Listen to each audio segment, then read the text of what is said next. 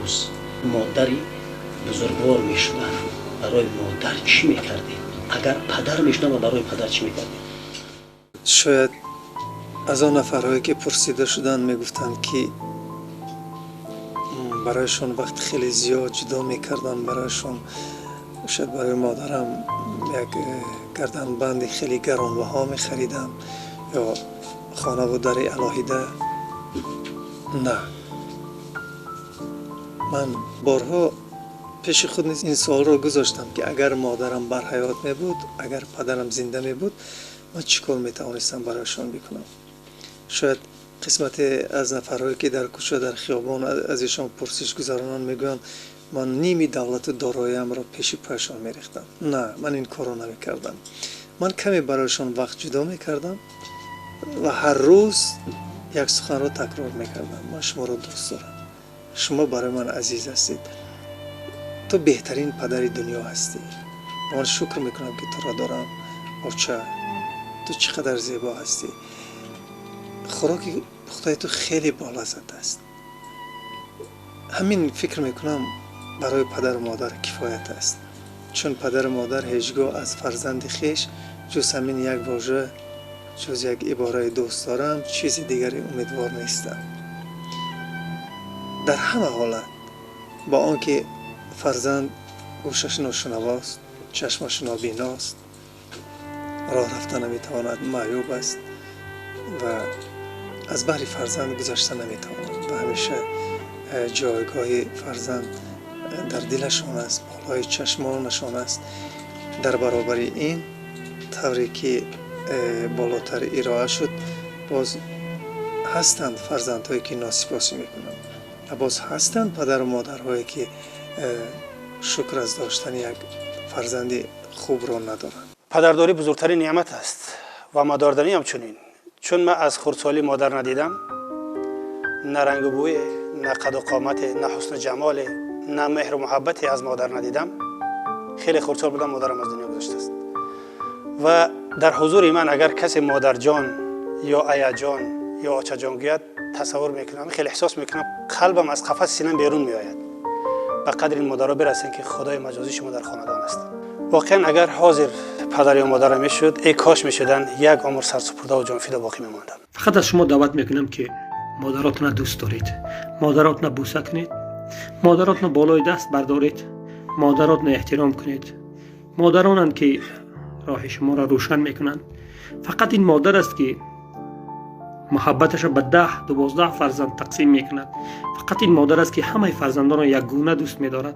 فقط این مادر است که ایجاد میکند، تولد میکند، به دنیا میآورد، میآفرد. برابر خدا فقط مادر میآفرد. دیگر جزو چیزی آفریدن نمیتواند. غذا تیار کردن همه میتوانند، اما فرزند، آدم به دنیا آوردن، نسل به دنیا آوردن، سبب زنده ماندن دیگرها فقط مادر است. یاد مادر بخیر، یاد مادرانی رفته بخیر.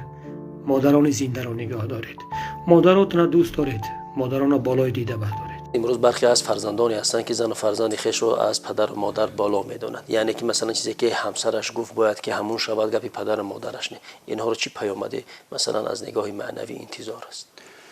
خودی همون در عرفیت میگن چاکن زیر چاه. بله. هر کسی که به نیت منفی چاه میکند حتما زیر چاه خودش میرود. این سنت الهی همین است. کسی نیتی بد میکند در ورطه نیتی بد گرفتار میشد. در خصوصی مثلا هست این در جامعه هستند کسانی که زناشون از حد به از حد زیاد دوست می‌دارند و متاسفانه مقام مادر رو کنار میگذارند.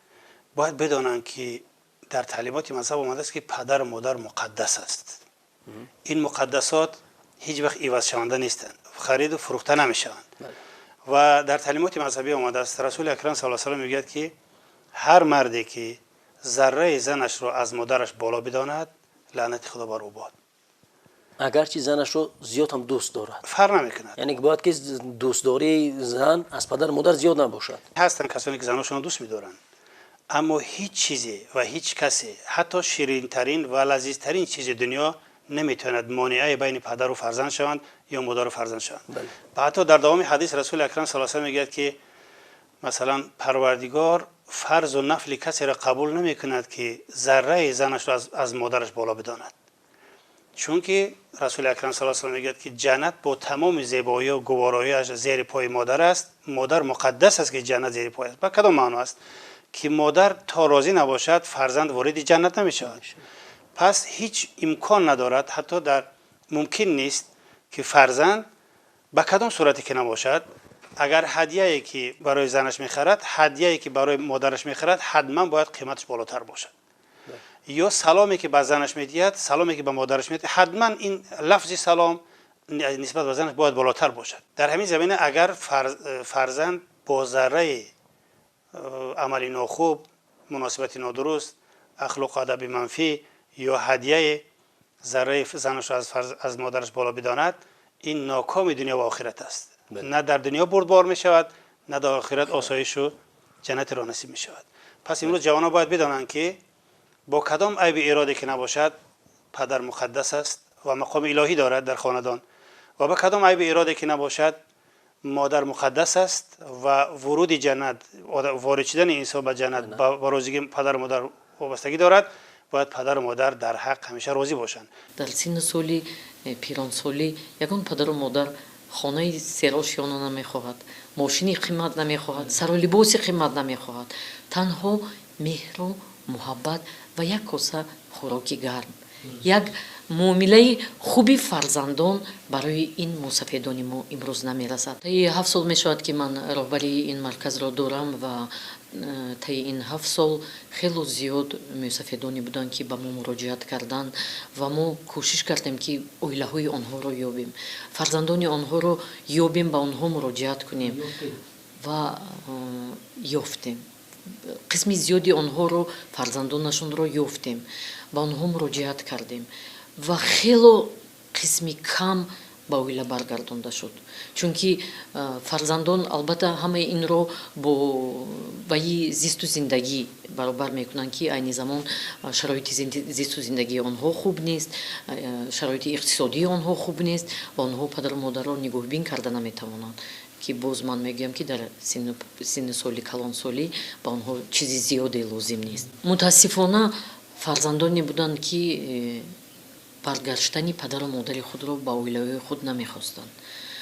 دختران زنها آن را با چی برابر میکردند که بهانه آن را میآوردند که شوهرمان نمیماند که مادر را به خانه خود گیریم. پسران با اقتصادی را پیش می آوردند. مناسبت اویلوی همسرشون که مادرمو با همسرمو درست نمیگیرد. قسمی فرزندانی بودند که آنها گفتند که در دوری کودکی پدر از آنها رو گردان، دست کشید، اویله آنها رو پرتافت، آنها رو با مادر پرتافت. همین زمستانی امساله زیاده از 19 موسفید مردان در مرکز خدمت رسانی کرده شدند و باور کنید متاسفانه در بین این 19 نفر قریب قسمی زیادشان 16 نفر مردانی بودند که در یوشی از اویله های خود، از فرزندان خود دست کشیدند. و وقتی که ما امروز فرزندان آنها رو یافتیم به این مرکز تکلیف کردیم، در کدام گوشه کنار شهر یا جمهوری نبودند، همه آنها به ما گفتن که ما پدر رو گرفتن نمیتونیم چون که او به ما پدری نکرده است. ما پدر رو گرفتن نمیتونیم چون که ما مهری پدر رو ندیدیم و ما رو مادر کلان کرده است. یک چیز نگفته نماند که اگر پدر و مادر مثلا فرمان اطاعتشون واجب است، حتمی است. اگر رفت و برخلاف ادب و اخلاق، برخلاف معقولات یا که عقلی یا برخلاف مثلا عقل یا شریعت امر کردن، اطاعت از پدر و مادر حتمی نمی شود. مثلا اگر پدر و مادر فرزند رو بگه تو خدا رو اطاعت نکن یا تو عبادت نکن یا که مثلا تو خوبی نکن، با کدام راهی که نباشد راه احسان رو ببندند یا راه حق رو ببندند، اطاعت از پدر و مادر فرض نمی شود.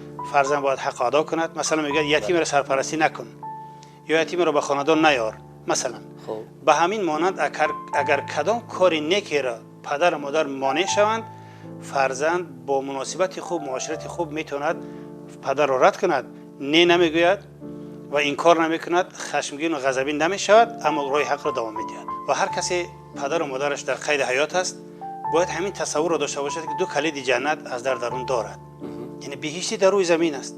هر کدام وقت شب است روز است اگر خواست وارد جنت میشود. این وارد جنت شدن آغوش مادر است، حضور پدر است و تصور جوان باید چنین باشد نسبت به پدرداری، نسبت به فرهنگ والدینداری که خوش به حالم که یک کلید جنت دارم یا دو کلید جنت دارم و این کلید از میخ تا زمین افتادن لحظه دیر نیست. یک میجه زدن میافتد و امروز است میتونه فردا نباشد.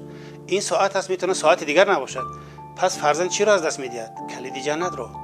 به دعای پدر، به دعای مادر کسی به جای رسیده است؟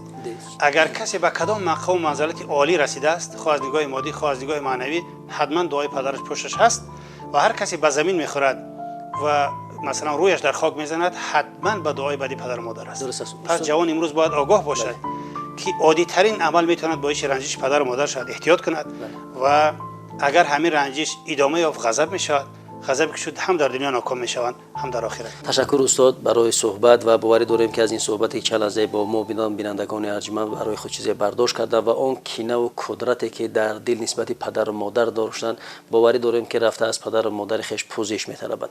بینندگان ارجمند یادآور میشیم که در صحبت ما بودن استاد عبدالعلیم نوراسوف که صحبت ما نیز بود راجع به ندانستن قدر و منزلت پدر و مادر و پیامدهای ناگوار آن. اینجا برنامه ما به آخر میرسد. تا برنامه دیگر خوب و خوش بمانید.